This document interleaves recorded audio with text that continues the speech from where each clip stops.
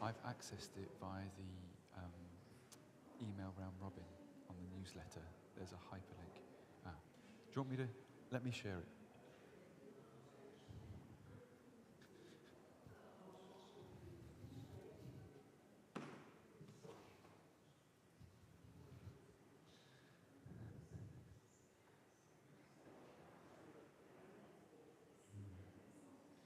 Okay, so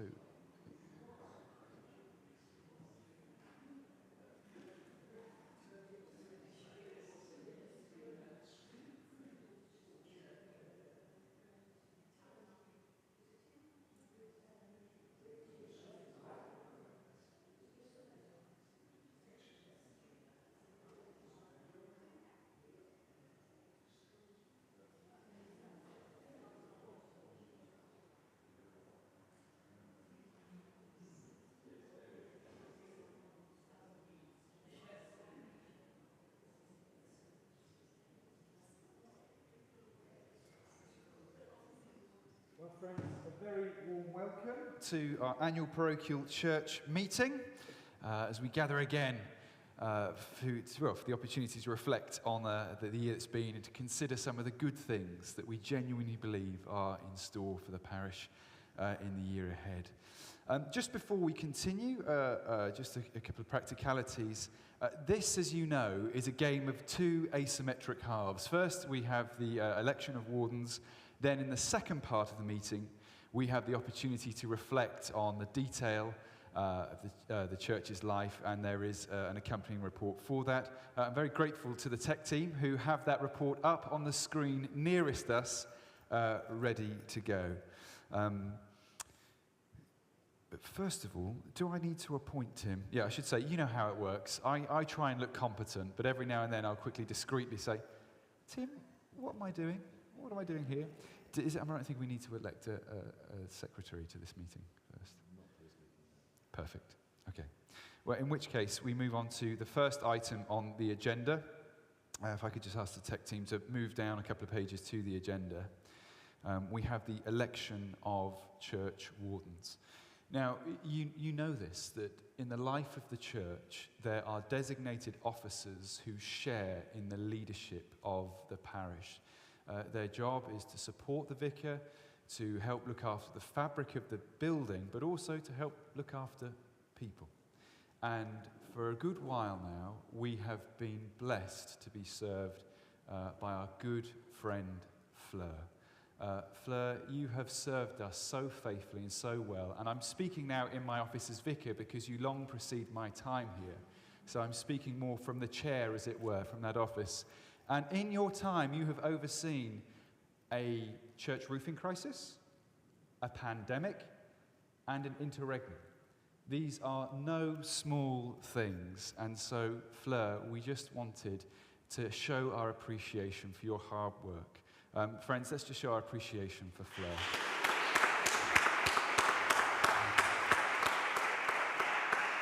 Now, before I invite you forward and embarrass you further, Fleur, I think as well we know that the last year or so has been particularly tough. And I knew it came as a surprise when I asked you to stand for warden again.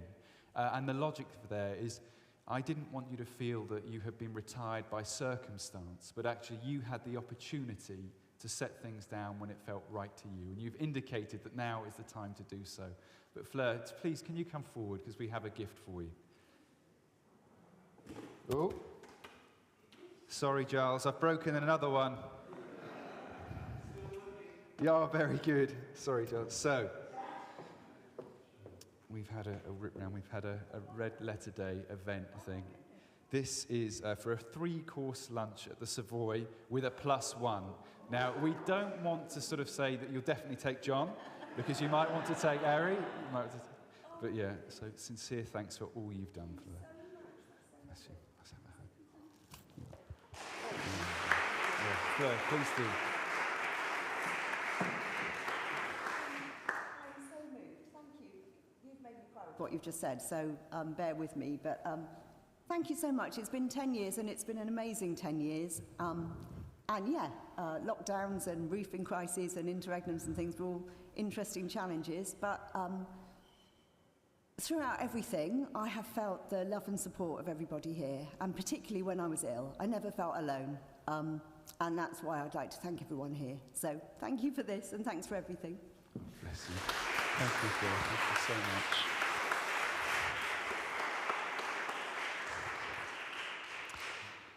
Now, you know as well as I do that in the life of the Church of England, once a volunteer, always a volunteer, and Fleur continues her post as social secretary, and we thank you for that hard work that you do. Thank you. Now, I'd just like to take this opportunity to also express our thanks to Rob for his ongoing support. Rob, you are such a faithful servant of this parish. When I first started training for ordination, you go and serve your apprenticeship, the curacy. I was always drilled into me, as minister, you get there half an hour before the service. Half an hour. And every week when Rob's on duty and I'm there bang on half an hour early, who's already beaten me to it? Rob. Rob, we thank you for your willingness to stay on and share with me in the life and leadership of the parish once more as you serve as warden. But nonetheless, let's show our appreciation for Rob and his hard work.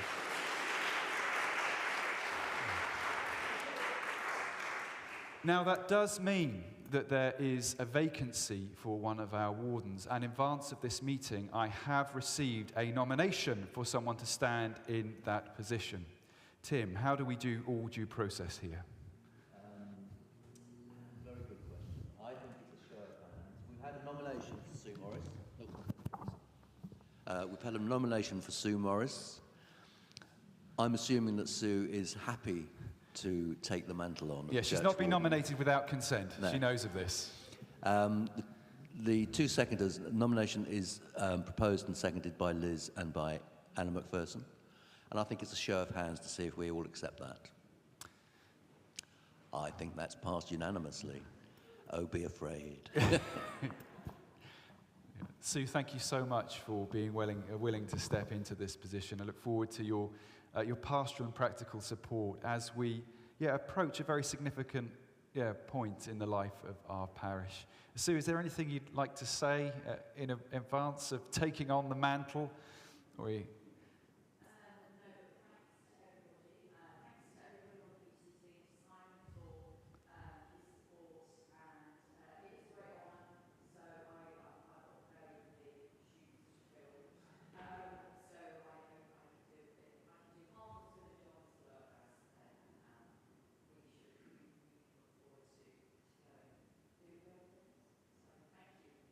Thank you, Sue.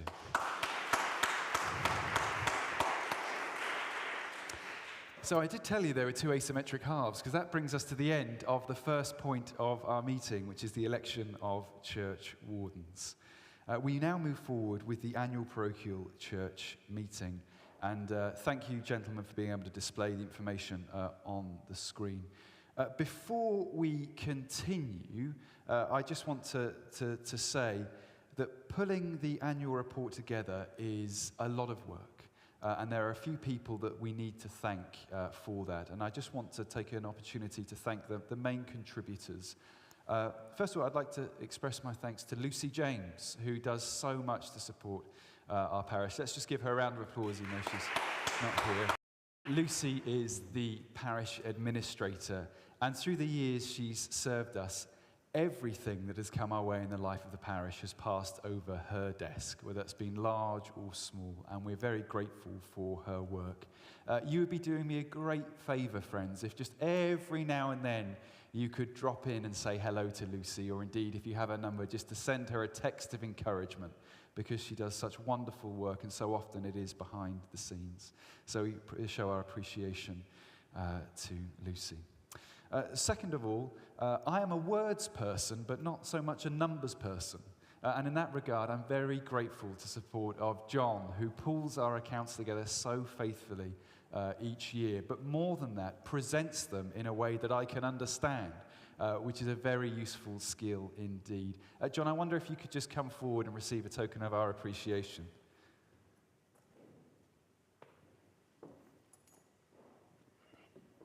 So let's have a round of applause for John. Oh. Yeah.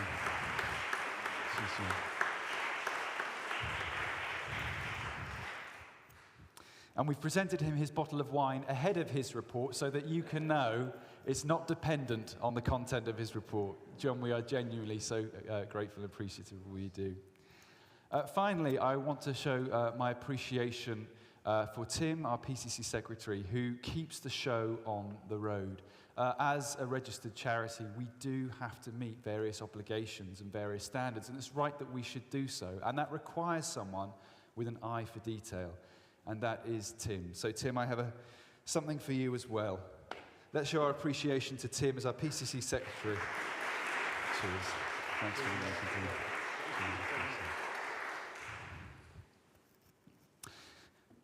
So as we make our way through the agenda, we should try to do so at a pace. We have some elections to go through first of all for the forthcoming year. First of all, we have elections to Deanery Synod. Tim, is there anything you want to say before we continue at this point?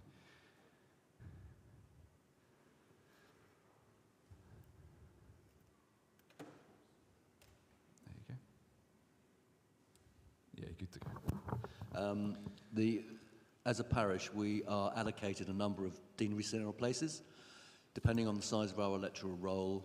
Our electoral roll is currently 105, so we have 2 deanery synod places.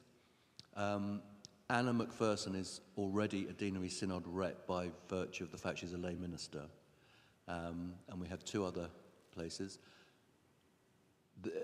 I'm not too sure whether the existing members want to stand again.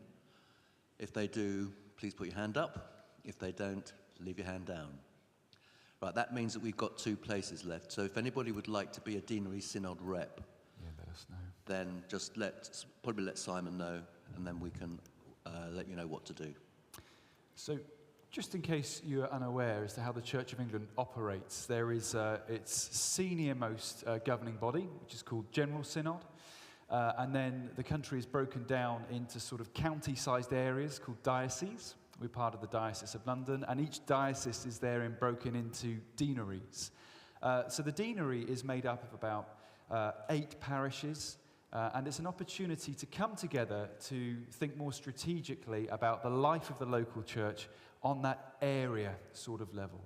If you're interested in that, please do let me know. It meets once every academic term, so it's not a huge time commitment.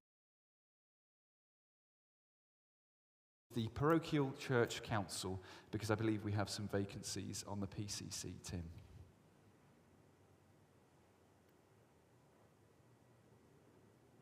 No. Okay.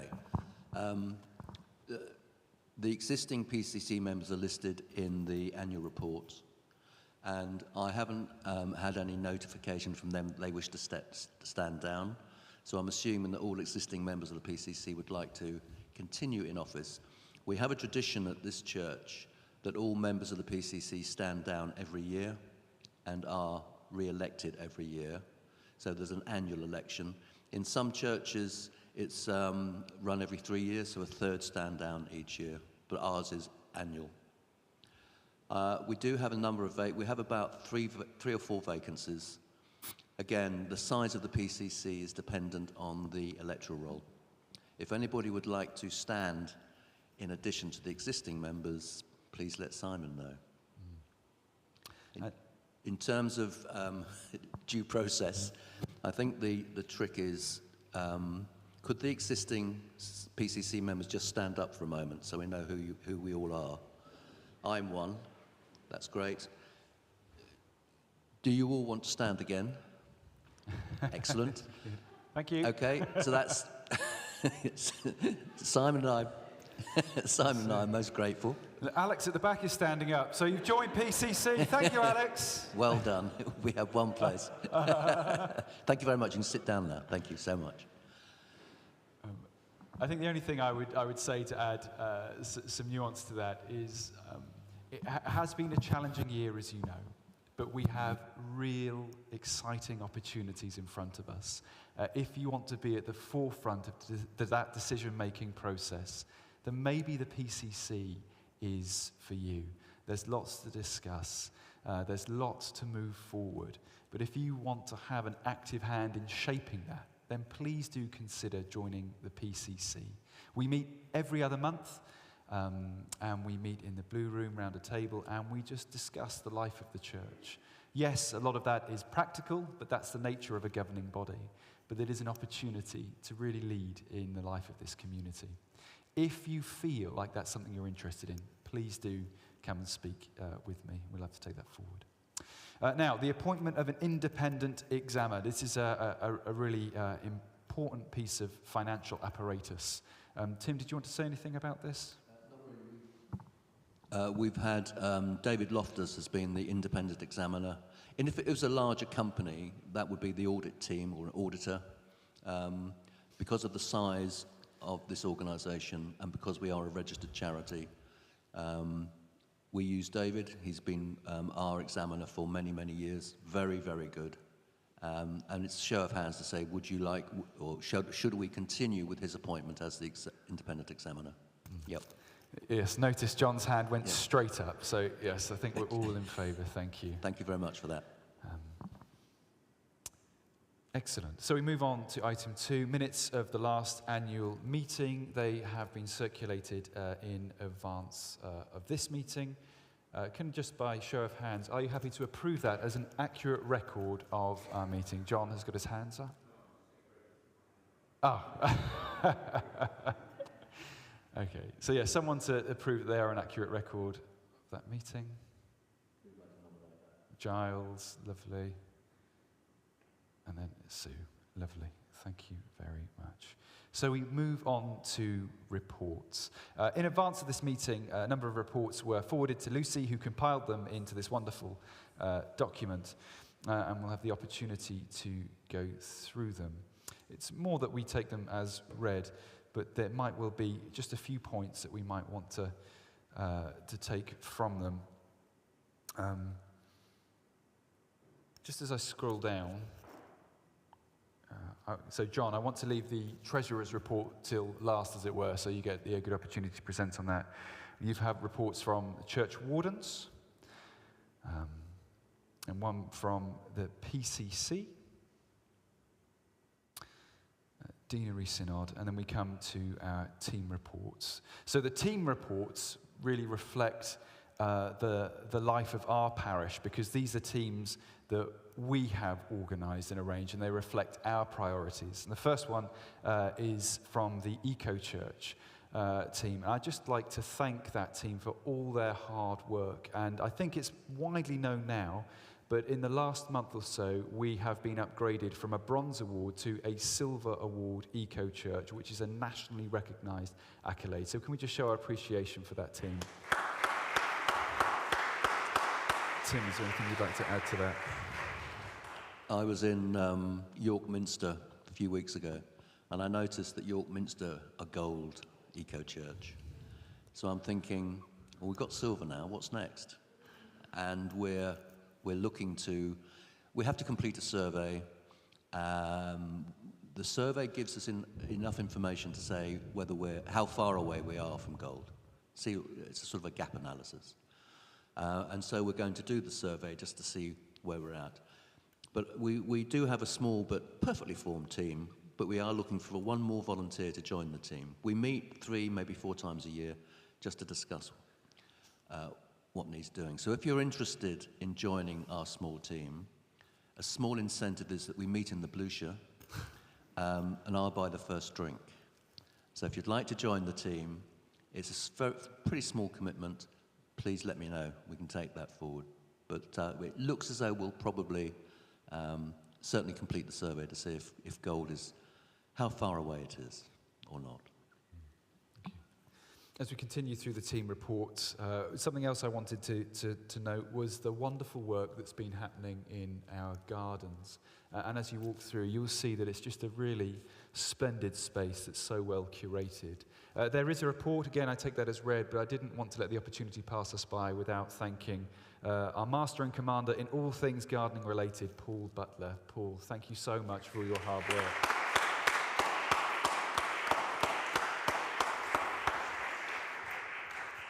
Likewise, you'll see a report there for the Green Pop-Up Cafe. Just to highlight again the faithful ministry that does week in, week out, meeting here every Thursday from 10:30 till midday. I'm very grateful to Liz and Anna, who are the core team that really host that.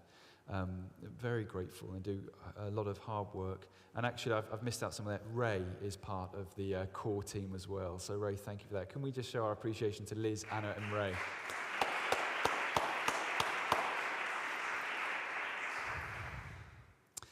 Socials and events.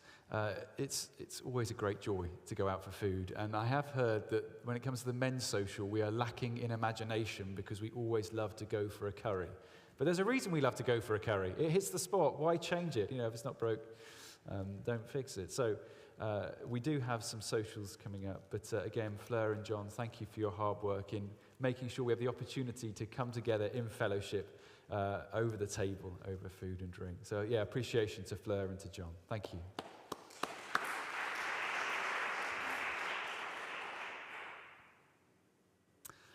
So we're going to quickly skip down to the worship section. Thank you, Giles, there. One of the things I'll outline in a moment's time with the report from the chair is recentering and refocusing on the life of prayer.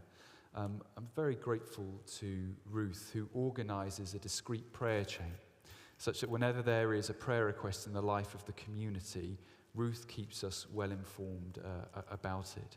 I just want to highlight that, first of all, that it is a facility that we have. And if you feel the need and comfort of prayer, please do let myself or Ruth know, and we can make sure that's prayed for. But we will be thinking this year about how we can regather around prayer as one of our primary points of focus. And under music, if you were at our 10:30 service, you'll notice that we've been joined once a month by Hugh, who plays the piano so brilliantly.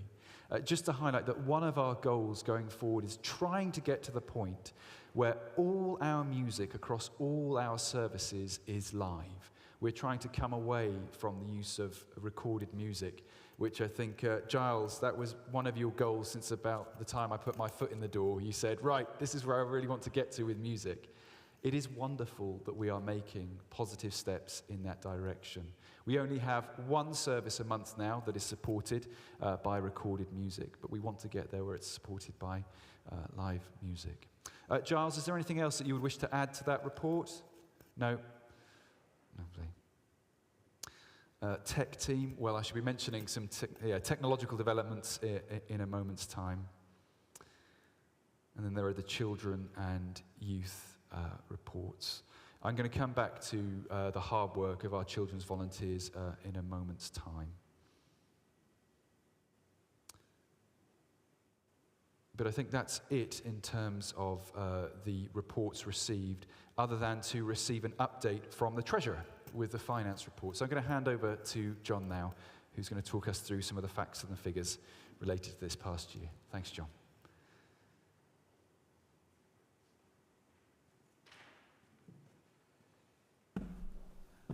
Good afternoon, everyone. Giles, Giles, do you mind going to the one which is the page 23, which will have all the figures on it, please? Keep going, keep going, keep going. Don't worry about that. I'll talk through that. Keep going. That's fairly dull. Right, here we are. So just to summarise, so we're looking back at 2025. Income, we got just shy of £154,000. That was slightly less than 2024, but to be honest, that was because we got a grant because of energy crisis in 2024 that we didn't then get it in 2025. So planned giving, very consistent with what we've had previously. So generally 2025 was a normal year in terms of what we spent money on. In terms of money we got in. In terms of expenditure, so if you just scroll down a little bit further, please, Giles. Just a little bit higher up, a little bit more, there, a little bit more. There, stop, right, there we are. Okay, so payments, so we spent 160,000 in the year. Now that's up quite a bit from 144 the previous year. But that was most of that was because we bought loads of new furniture, so all the tables that we've got and chairs, etc. And there were a couple of other projects, mini things that we had to do that took us up slightly more. That means that in total we made a deficit of £6,000. But we have a very healthy bank position, so our bank account at the end of the year had £285,746. You may look at that and go, well, hang on, how did we lose £6,000 but only lose about £2,000 in terms of our bank account? It's just because of the way we do our accounts, so we have accruals. I won't bore people with it, but effectively the bank account doesn't always follow exactly what we put in the accounts, but it does eventually catch up. So a pretty normal year, but we've got, because of the legacy that we've got in 2022, I think it was, I can't remember exactly when we got the legacy of £215,000-ish, we've obviously got a reasonable sum of money in our accounts, which is great. What the PCC did in July was we agreed that we would create a designated fund, and we've called it the Improvement Fund, which is the sort of second column from the left in the table there. With a designated fund, it's different to a restricted fund. A restricted fund is often when people might leave money in a will and it's legally bound that you have to use that money for that purpose. So if, for example, someone passed on and said, I'm leaving £50,000 for a new creche facility or something, we would have to spend it on that. We're legally bound to do it. Designated fund is slightly different. It's more for the PCC to say, this is our intention to use that money for that. A designated fund can be undesignated, but clearly the PCC does want to spend that money on the building. I think Simon will talk more about that in a minute. So we made actually a slight profit on the designated fund or the improvement fund, and that's because all the investment income, so effectively the interest on the money that we've got in savings, we reinvest back into that pot of money. So although we spent over £10,000 on furniture and a couple of other things, because we got £11,500 back on interest, we actually increased the fund slightly more. General fund is for normal stuff, so it's our, for most of our payments, most of our income goes through general fund, and it just helps. Partly it helps me because it helps, and the PCC, we get a truer picture of actually how much money we've got sitting in the two funds. So general funds, that's our normal activities, just over 45k, and 240k in the improvement fund.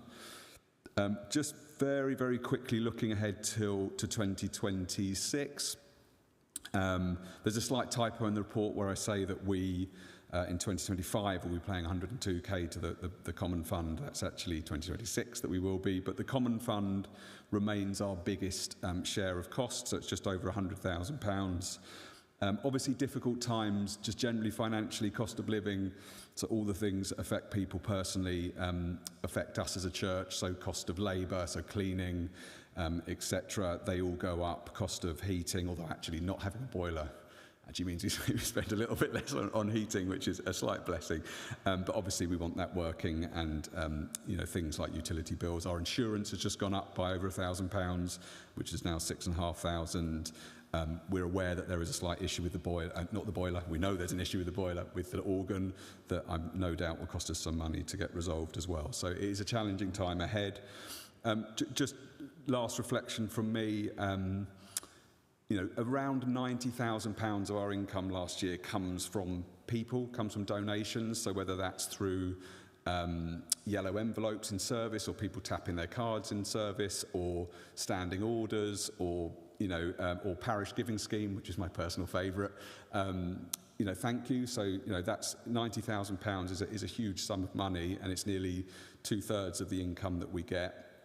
Another special thanks to the green room or the room hire team, so Tim, Lucy and others. That's still nearly £50,000, so that, these two rooms here, that really does keep us in good order. But yeah, in reflection, we will be doing a stewardship campaign later this year, so and the reason we do that is because generally our giving has slightly stagnated, and obviously our costs are going up. And the more that we get, just being honest with it, it means that we can do more as a church. So apologies in advance for that, but it is really important for us to do. So thank you. I'll pause for any questions.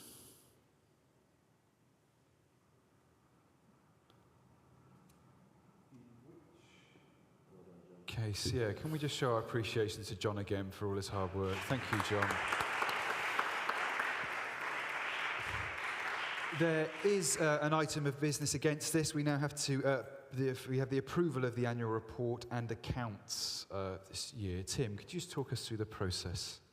It's quite simple, really, that the annual report is something that the church brings in a mandate, so we have to provide one. And I think it's a show of hands to say whether you accept the annual report. Thank you very much. Excellent. Cheers, John. Thank you. You may remember in the last couple of weeks I've been doing a bit of a plug for the electoral roll and saying, formally speaking, the Church of England doesn't do membership in the way other church denominations do, but we do have an electoral roll, which can be a pledge of your support to the life of the parish, but also helps us to have a better pastoral oversight of what's going on. And at the APCM, you'll see item 5 on the agenda as we receive the electoral roll.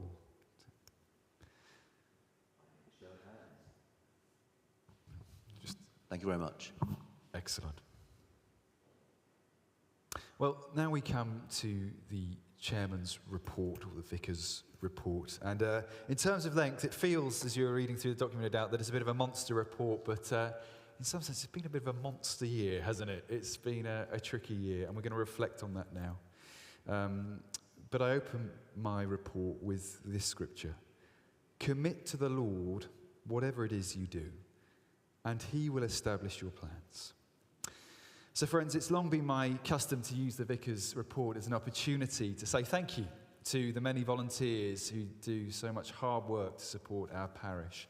And as we consider this past year, there is indeed a great debt of gratitude that needs to be expressed. Firstly and sincerely, my thanks to you all for the way you have pulled together in view of all our challenges. From the formation of our very own SAS, the Service Assembly Squad, to the joyful return to this church space for our Sunday services and that extraordinarily moving Easter with Reverend Cara. Thank you for your understanding, your flexibility, and your can-do attitude. It would, however, be remiss of me not to offer the following specific votes of thanks, and I would like to thank our Duke of Edinburgh volunteers who, week by week, set out the chairs in the green room through winter, dressed the communion table, and primed the candles. They were the real SAS, and we owe them much for their support of our public acts of worship. Let's give our DofE students a round of applause. My thanks too go to the tech desk team who week in and week out sat in the cold space of the church to monitor our live stream and sound in the green room. A genuine sacrifice and no doubt a genuine discomfort too. Thank you for going above and beyond for us. And likewise, I'd like to repeat my thanks to Giles, whom we celebrated at our final green room service. But nonetheless, his quick intervention made our services in the hall possible. So a round of applause for our tech desk team. Now, I skipped over their report earlier because I want to give them their own special word of thanks. We further acknowledge the work of the Sunday school team, who were the most displaced by the heating crisis. They adapted without complaint. They yielded up the green room for our own use, and without skipping a single Sunday through the winter, faithfully taught our children the gospel. May the Lord bless them each for their service, and a round of applause for them too. Away from our Sunday services, making progress on our heating situation has been a slow and painful battle. I've been grateful for the support of the project steering group and standing committee, but I trust they won't begrudge me if I mention by name Anna McPherson, Tim Little and Lucy James, who have given so much to the thankless task of administration, correspondence and applications, showing contractors around, by which we have made slow and steady progress. So thank you, Tim, and to those people mentioned. Let's have a round of applause for them as well. So, let's reflect on the year. There's no avoiding the fact that this has indeed been a challenging year. Though it's been punctuated by genuine highs and moments of deep joy, our heating situation has tested our resolve and our patience these past 12 months. And you'll no doubt be anxious now for an update and to learn what progress has been made. Now, about this time last year, in fact, not long after our last APCM, our gas boiler was condemned. And unless you've been living under a rock, you will well know that that's the case. Our gas boiler was condemned, and unfortunately, we are prevented by a measure of the General Synod, the senior-most governing body in the Church of England, from simply replacing it. 5 years ago, the General Synod set an ambitious target to make the Church of England a net zero carbon institution by the year 2030. And although it was criticised at the time as being an overly ambitious target, the motion was nonetheless passed, and parishes such as ours have fallen victim to the Synod's good intentions. So what does this mean at the regional level? To soften the severity of General Synod's decision, each diocese is able to grant parishes dispensation to install a new gas boiler as a temporary measure. This gives parishes the necessary lead-in time to fundraise and prepare for the move to a more sustainable long-term solution. The Diocese of London, however, requires a substantial amount of evidence before any such permission is granted by the Chancellor. And that's what we've been up to for the past year, gaining that body of evidence. And later this month, we will write to the Chancellor of the Diocesan Advisory Committee to submit our application for a temporary gas boiler. And here comes your homework. Please, please pray that that application is received favourably. Now, what does this mean for Holy Trinity? From the evidence we've gathered, we are now able to demonstrate clearly that we cannot make the jump to net zero carbon at this time for the following 3 reasons. 1, our electrical load. At present, our electrical supply into the church is incapable of supporting any such alternative heating scheme. And if you've tried to put on more than one portable heater on in the Blue Room, you'll know that we trip the fuses immediately. As a result, we're having to work with UK power networks to explore the costs and complexities of connecting to what 3-phase power is. Now, if you don't know what that is, ask Adam after the APCM. I think Adam will well understand what that is. So thank you for being stitched up there. We just can't manage it. We don't have the juice to fuel an alternative heating system. Secondly, our insulation. If you look at the roof above you now, the main body of the church has no roofing insulation. Those exterior roofing, our exterior roofing slates are nailed directly onto the timber boards you see above you. And we've been advised not to install a new sustainable heating scheme until we've insulated the roof. And finally, we can't make the jump to net zero now because of finance.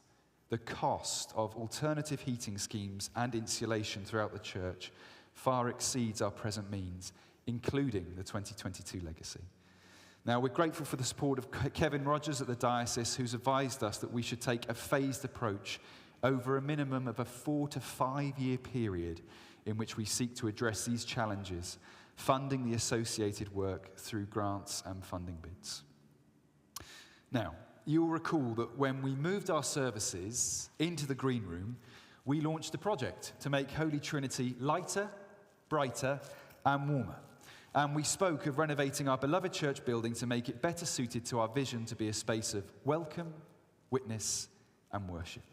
That involved new lighting, redecoration, making the office space more fit for purpose, refitting the kitchen.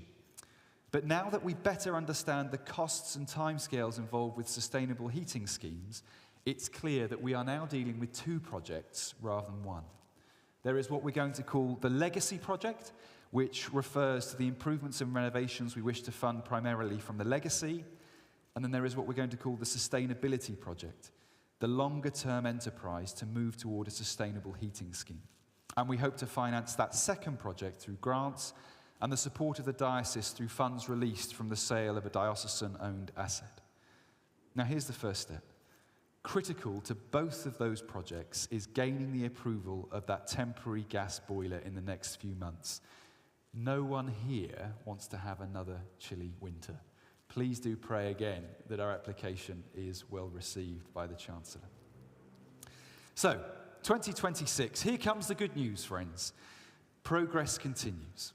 I'm pleased to report that progress with the Legacy Project continues, and hopefully you will start to notice some gentle changes here and there in the coming weeks. This month, we're going to have a new tech desk installed. A new bespoke desk has been made to house our audio, visual, and streaming equipment.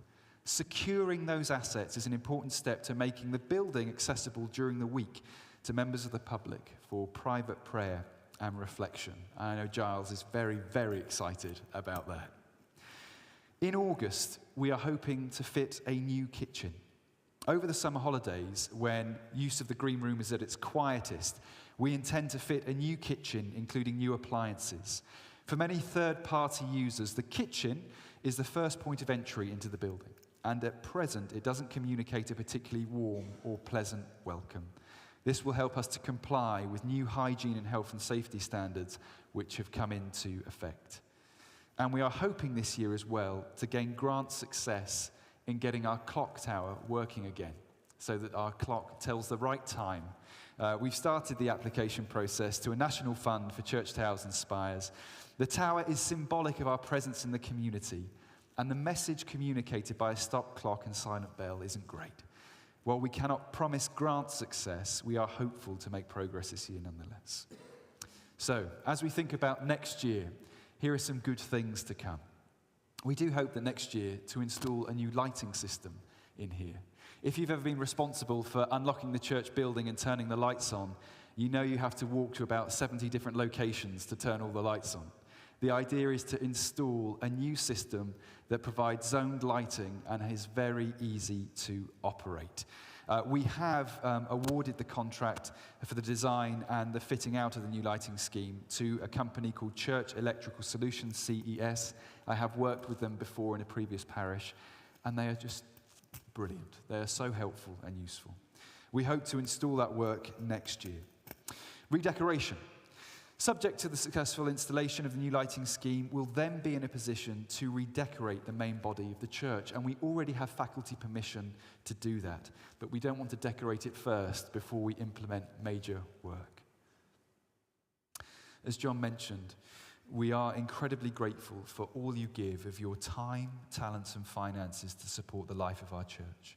In the coming months, we will be launching a stewardship campaign to raise funds in support of our legacy project. Though we're confident the legacy will cover most of the planned improvements, we will need the support and generosity of God's people to help deliver on this vision. As we rally behind the 3 W's, welcome, witness, and worship, we strive to be a distinctively Christian community to which everyone is invited to find their place.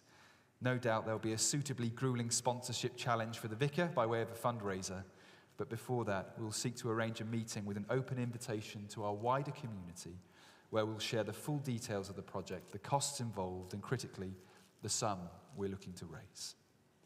Now, here's our priority for the coming year. This is the really important stuff to finish. Our priority for this coming year, in light of all the practical work and projects that need to be done, is people, people, people. With all the talk of projects, we must be careful not to lose sight of what has made Holy Trinity a very special place. You'll know that for the past 20 years, Holy Trinity's motto has been loving God and loving people. Welcome, witness, and worship is a people-oriented vision.